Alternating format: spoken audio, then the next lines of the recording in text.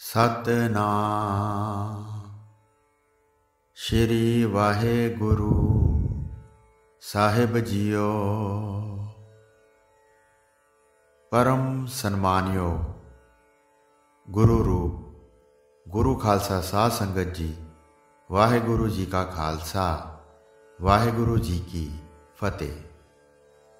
प्यारी साध संगत जी, यह उन्हां दिनां दी गल है जदों श्री हरराय साहिब जी महाराज श्री करतारपुर साहिब विच रहा करते सन। सिख देशां विदेशां तो सुन के आउंदे सन, गुरु जी का जस सुन के आउंदे सन ते अनेक प्रकार के उपहार लियाउंदे सन। चेत का महीना बीतण तो बाद विसाखी का त्यौहार आउंदा है। दर्शन अभिलाषी लोग चल के आउंदे सन। मालवे देश विच बहुत सेवक इकट्ठे होके करनी वाले भाई भगतू जी दे नाल आउंदे सन। भाई भगतू जी दिवाली ते होर त्योहारां नूं गुरु जी दे दर्शन करन वास्ते आउंदा सी ते 6 महीने गुरु जी दे दर्शन करदा सी। काफ़ी सिख संगत नूं नाल लैके वो सतगुरु जी नूं जाके वेखदा सी। छोटी उम्र तो ही श्री गुरु हरराय साहिब जी भाई भगतू नूं मुस्कुराउंदा वेखदे सन। उसदे हसण वास्ते मुख तो बचन करते सन। महाबिरद नूं वेख के बहुत प्रसन्न हुंदे सन। आओ भाई, हुण घर वाली नहीं है, कोई सुंदर इस्त्री वेख के विआह करवा लो। सिखां विच कह के हिरदे विच बहुत प्रसन्न हुंदे सन। वेख के हसदे सन ते माण वधाउंदे सन। गुरु जी दे बचन सुन के भाई भगतू चरनां ते बंदना करदा सी ते उपहार अर्पण करके पास बैठ जांदा सी। जद उसने समझिया कि गुरु जी का डेरा श्री करतारपुर साहब है तां गुरु दर्शनां दा उसने समा विचारिया। घर तो चल के राह विच आया ते शरीर का अंतिम समा उसने अपने नेड़े आया वेख्या।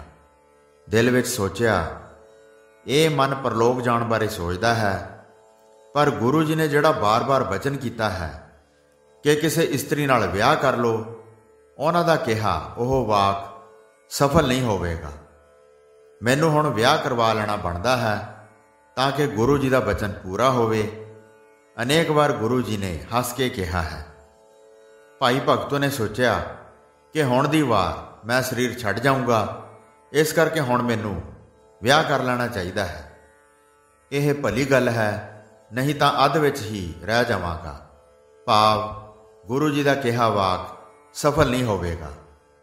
इस तरह राह विच सोचदा आउंदा सी कि एक मन पाउंदा खेत वेख्या। उस खेत विच बाजरा पकण लगा सी। जानवर मिल के सिट्टे खा रहे सन। 12 साल की एक लड़की सी जिहड़ी बड़ी सुंदर ते हर पक्षों संपूर्ण सी। वह पंछियां नूं उड़ा रही सी, खेत पकाउण लई जानवरां दे चुगण तो बचा रही सी। उसनूं वेख के चित विच आया, यह किसान की पुत्री बड़ी शोभ रही है। गुरु का कहा वचन पूरा कर दिंदा हाँ, इस दे नाल मैं विआह कर लैंदा हाँ।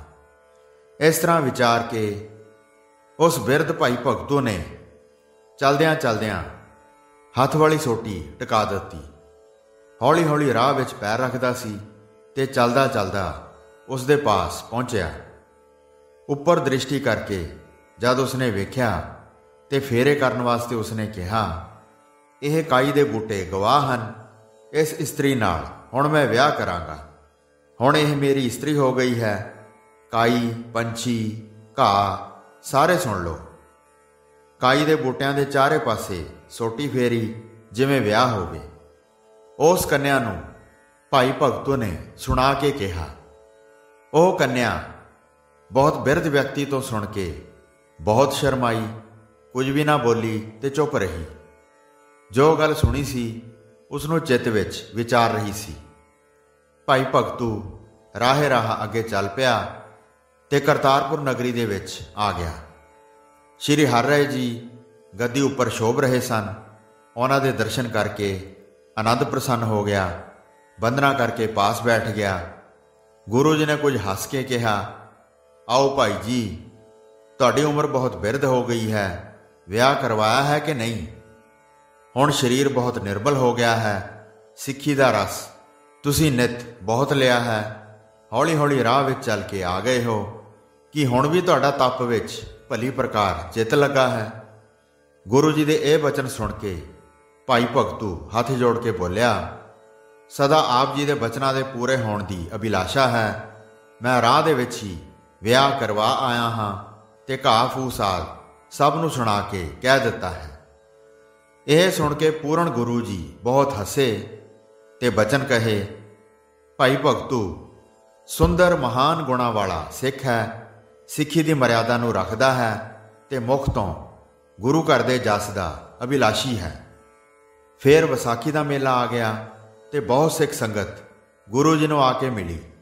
ਅਨੇਕਾਂ ਪ੍ਰਕਾਰ ਦੇ ਉਪਹਾਰਾਂ ਦਾ ਢੇਰ ਲੱਗ ਗਿਆ ਤੇ ਸਾਰੇ ਦਰਸ਼ਨ ਕਰਕੇ ਸੁਖ ਪ੍ਰਾਪਤ ਕਰ ਰਹੇ ਸਨ। 5 ਦਿਨ ਤੱਕ ਮੇਲਾ ਲੱਗਾ ਰਿਹਾ ਤੇ ਸੁਖ ਨਾਲ ਸਤਿਗੁਰੂ ਜੀ ਦੇ ਦਰਸ਼ਨ ਕਰ ਰਹੇ ਸਨ। ਫਿਰ ਸਾਰੇ ਆਪਣੇ ਆਪਣੇ ਘਰੀ ਚਲੇ ਗਏ ਤੇ ਆਪਣੀਆਂ ਮਨੋਕਾਮਨਾਵਾਂ ਪ੍ਰਾਪਤ ਕਰਕੇ ਸ੍ਰੇਸ਼ਟ ਜਸ ਉਚਾਰਨ ਕਰ ਰਹੇ ਸਨ। ਤਦ ਭਾਈ ਭਗਤੂ ਨੇ ਆਪਣੇ ਸਰੀਰ ਦਾ ਅੰਤ ਨੇੜੇ ਜਾਣ ਕੇ ਸੁਖਦਾਇਕ ਕਰਤਾਰਪੁਰ ਵਿੱਚ ਹੀ ਆਪਣਾ ਡੇਰਾ ਕਰ ਲਿਆ। ਕਈ ਦਿਨ ਲੰਮਾ ਪਿਆ ਰਿਹਾ ਤੇ ਦਸਤ ਲੱਗਣ ਕਰਕੇ ਬਹੁਤ ਦੁੱਖ ਪਾਇਆ। ਵੇਖ ਵੇਖ ਕੇ ਸਿੱਖ ਹਿਰਦੇ ਵਿੱਚ ਬਹੁਤ ਹੈਰਾਨ ਹੁੰਦੇ ਸਨ ਤੇ ਨਾਲੇ ਸੋਚਦੇ ਸਨ ਕਿ ਇਸ ਨੇ ਐਡਾ ਵੱਡਾ ਦੁੱਖ ਕਿਉਂ ਪਾਇਆ ਹੈ। ਜਿਨ੍ਹਾਂ ਦੇ ਆਪਣੇ ਹੀ ਸੈਂਕੜੇ ਸਿੱਖ ਹਨ, ਪਰਲੋਕ ਵਾਸਤੇ ਇਹਨਾਂ ਦੇ ਭਰੋਸੇ ਤੇ ਰਹਿੰਦੇ ਹਨ।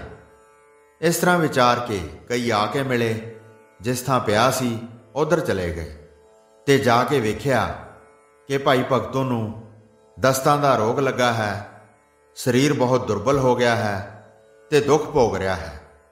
ਬੰਦਨਾ ਕਰਕੇ ਪਾਸ ਜਾ ਕੇ ਬੈਠ ਗਏ। ਸਾਰੇ ਇਕੱਠੇ ਹੋ ਕੇ ਪੁੱਛਣ ਲੱਗੇ, ਤੁਸੀਂ ਗੁਰੂ ਜੀ ਦੇ ਪੂਰਨ ਸਿੱਖ ਹੋ, ਅੰਤ ਸਮੇਂ ਕਿਉਂ ਵੱਡਾ ਦੁੱਖ ਪਾ ਰਹੇ ਹੋ? ਆਪ ਜੀ ਦੇ ਹਜ਼ਾਰਾਂ ਸਿੱਖ ਹਨ, ਉਹ ਪਰਲੋਕ ਵਿੱਚ ਤੁਹਾਡੀ ਸਹਾਇਤਾ ਚਾਹੁੰਦੇ ਹਨ। ਜੇ ਤੁਸੀਂ ਆਪਣਾ ਦੁੱਖ ਨਾ ਹਟਾ ਸਕੇ ਤਾਂ ਫਿਰ ਸੇਵਕਾਂ ਦੀ ਕਿਵੇਂ ਸਹਾਇਤਾ ਕਰੋਗੇ?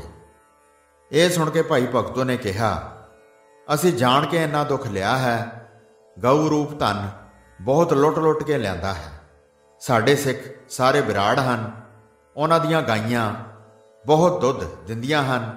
ਉਹ ਹਰ ਸਮੇਂ ਸਾਨੂੰ ਬਹੁਤ ਦੁੱਧ ਦਿੰਦੇ ਰਹੇ ਹਨ। ਉਹ ਲੇਖਾ ਹੁਣ ਇੱਥੇ ਹੀ ਨਿਬੇੜਾਂਗੇ, ਅੱਗੇ ਲੈ ਕੇ ਨਹੀਂ ਜਾਵਾਂਗੇ।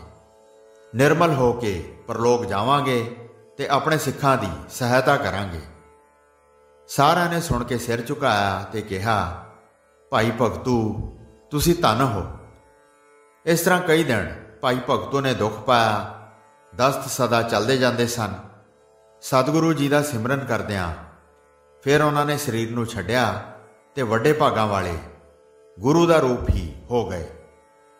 ਜਦੋਂ ਸ੍ਰੀ ਗੁਰੂ ਹਰਿਰਾਏ ਜੀ ਨੂੰ ਪਤਾ ਲੱਗਿਆ ਤਾਂ ਉਹ ਸੁਣ ਕੇ ਚੱਲ ਕੇ ਆਏ। ਗੁਰੂ ਜੀ ਦੇ ਨਾਲ ਬਹੁਤ ਮਸੰਦ ਸਨ ਤੇ ਬਹੁਤ ਸਿੱਖ ਸੇਵਕ ਵੀ ਗੁਰੂ ਜੀ ਦੇ ਨਾਲ ਸਨ। ਫਿਰ ਸੰਸਕਾਰ ਕਰਨ ਦੀ ਤਿਆਰੀ ਕੀਤੀ ਤੇ ਬਹੁਤ ਧਨ ਲਾ ਕੇ ਬੀਬਾਨ ਬਣਵਾਇਆ। ਗੁਰੂ ਜੀ ਨੰਗੇ ਪੈਰੀ ਨਾਲ ਗਏ। ਬਾਹਰ ਜਾਣ ਤੇ ਸਾਰੇ ਸਿੱਖ ਮਿਲ ਗਏ। ਇੱਕ ਥਾਂ ਬਹੁਤ ਲੱਕੜਾਂ ਇਕੱਠੀਆਂ ਕੀਤੀਆਂ ਤੇ ਫਿਰ ਚਿਖਾ ਉੱਤੇ ਭਾਈ ਭਗਤੂ ਨੂੰ ਲਟਾ ਦਿੱਤਾ। ਕਿਰਪਾ ਦੇ ਘਰ ਗੁਰੂ ਜੀ ਆਪਣੇ ਸਿੱਖ ਨੂੰ ਆਪ ਲਾਂਬੂ ਲਾਉਣ ਵਾਸਤੇ ਤਿਆਰ ਹੋਏ। ਹੱਥ ਜੋੜ ਕੇ ਕਈ ਮਸੰਦ ਅਤੇ ਸਿੱਖ ਗੁਰੂ ਜੀ ਨੂੰ ਹਟਾਉਣ ਲੱਗੇ। ਕਹਿਣ ਲੱਗੇ, ਹੇ ਸੁੱਖਾਂ ਦੇ ਮੇਘ, ਹੇ ਕਿਰਪਾਲੂ, ਕਿਸੇ ਹੋਰ ਨੂੰ ਹੁਕਮ ਕਰੋ ਜਿਹੜਾ ਕਿ ਵੱਡਾ ਸਿੱਖ ਹੋਵੇ, ਉਹ ਲਾਂਬੂ ਲਾਵੇ। ਇਹ ਸੁਣ ਕੇ ਗੁਰੂ ਜੀ ਨੇ ਕਿਹਾ, ਇਹ ਮੇਰੇ ਵਾਸਤੇ ਹੀ ਉਚਿਤ ਹੈ, ਇਸ ਬਾਰੇ ਤੁਹਾਨੂੰ ਕੋਈ ਜਾਣਕਾਰੀ ਨਹੀਂ ਹੈ। ਸ਼੍ਰੀ ਗੁਰੂ ਰਾਮਦਾਸ ਜੀ ਸਾਡੇ ਵੱਡੇ ਗੁਰੂ ਹੋਏ ਹਨ। ਉਹਨਾਂ ਦੀ ਅੰਸ਼ ਤੋਂ ਹੀ ਇਹਨਾਂ ਨੇ ਜਨਮ ਲਿਆ ਹੈ। ਇਸ ਕਰਕੇ ਸਾਨੂੰ ਹੀ ਇਹ ਕਾਰਜ ਕਰਨ ਵਾਸਤੇ ਉਚਿਤ ਪਛਾਣੋ। ਲਾਂਬੂ ਲਾਉਣਾ ਆਪਣੇ ਮਨ ਵਿੱਚ ਭਲਾ ਮੰਨੋ। ਇਸ ਤਰ੍ਹਾਂ ਕਹਿ ਕੇ ਸਤਿਗੁਰੂ ਜੀ ਨੇ ਹਿੱਤ ਧਾਰਨ ਕੀਤਾ ਤੇ ਆਪਣੇ ਹੱਥਾਂ ਨਾਲ ਭਾਈ ਭਗਤੂ ਦਾ ਦਾਹ ਸੰਸਕਾਰ ਕੀਤਾ। ਵਿਧੀ ਅਨੁਸਾਰ ਸਾਰੀ ਕਿਰਿਆ ਕਰਕੇ ਸਤਿਗੁਰੂ ਜੀ ਨੇ ਜਲ ਨਾਲ ਇਸ਼ਨਾਨ ਕੀਤਾ। ਹੌਲੀ ਹੌਲੀ ਚੱਲ ਕੇ ਆਪਣੇ ਸਥਾਨ ਤੇ ਆ ਗਏ ਤੇ ਸਿੱਖ ਸੰਗਤ ਆਪਣੀ ਮਰਜ਼ੀ ਅਨੁਸਾਰ ਬੈਠ ਗਈ। ਸ਼੍ਰੀ ਗੁਰੂ ਜੀ ਨੇ ਆਪਣੇ ਮੁਖ ਤੋਂ ਭਾਈ ਭਗਤੂ ਦਾ ਸ੍ਰੇਸ਼ਟ ਜਸ ਉਚਾਰਨ ਕੀਤਾ, ਜਿਸ ਦਾ ਨਾਮ ਲੈਣ ਨਾਲ ਹੀ ਪਾਪ ਨਾਸ਼ ਹੋ ਜਾਂਦੇ ਹਨ। ਇਸ ਤਰ੍ਹਾਂ ਸ੍ਰੀ ਗੁਰੂ ਹਰਿਰਾਏ ਸਾਹਿਬ ਜੀ ਮਹਾਰਾਜ ਆਪਣੇ 2200 ਸੂਰਮਿਆਂ ਨਾਲ ਬੜੀ ਪ੍ਰਸੰਨਤਾ ਧਾਰ ਕੇ ਕਈ ਦਿਨ ਸ੍ਰੀ ਕਰਤਾਰਪੁਰ ਸਾਹਿਬ ਵਿੱਚ ਠਹਿਰੇ। ਹੋਈਆਂ ਭੁੱਲਾਂ ਚੁੱਕਾਂ ਦੀ ਖਿਮਾ ਬਖਸ਼ਣੀ ਜੀ। ਦਾਸ ਨੂੰ ਆਗਿਆ ਦਿਓ। ਵਾਹਿਗੁਰੂ ਜੀ ਕਾ ਖਾਲਸਾ, ਵਾਹਿਗੁਰੂ ਜੀ ਕੀ ਫਤਿਹ।